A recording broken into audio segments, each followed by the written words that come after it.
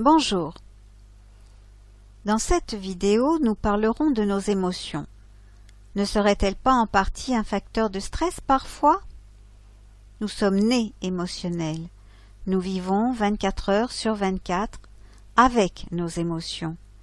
Et grâce à la colère, la tristesse, la peur, sans oublier la joie, nous ressentons des sensations liées à un fait, une cause. Suivant notre émotion, nous déclenchons des tensions musculaires et avons des difficultés à respirer normalement ou tout autre symptôme. Mais quelle est la nature réelle de notre excès de stress? Notre excès de stress provient la plupart du temps de nos émotions non identifiées et mal gérées. Nous leur laissons en effet trop souvent le pouvoir de nous stresser et de nous anéantir à défaut de savoir quoi en faire. Les émotions et leurs répercussions sont un langage universel. Voilà pourquoi je m'adresse à tous les êtres de la Terre sans exception en essayant de m'exprimer d'une façon simple et concrète, afin que chacun puisse prendre conscience qu'avec du temps et à notre rythme, il est possible de mieux réagir face à notre émotion. L'objectif est d'en saisir le sens réel, de lui donner du sens et de mieux avancer avec elle. Un exemple récent. Suite à un licenciement annoncé par un email, la personne que je nommerai Jimmy reçoit un coup de bambou sur la tête.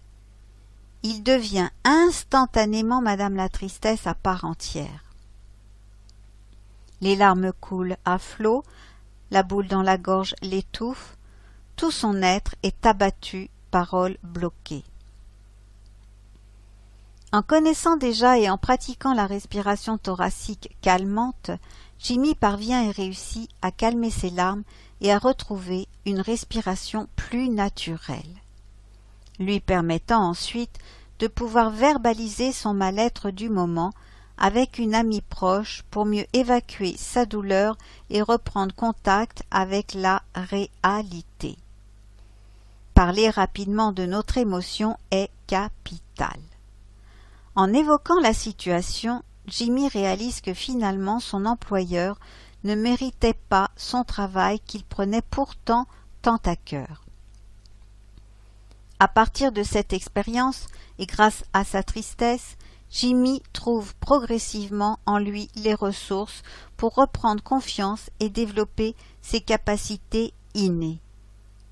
En bref, un peu plus tard, Jimmy surmontera et dépassera son amertume et sa tristesse après son état de choc. Il a, à sa cadence, compris que la fin de son contrat de travail le menait vers autre chose, une nouvelle activité, une autre aventure.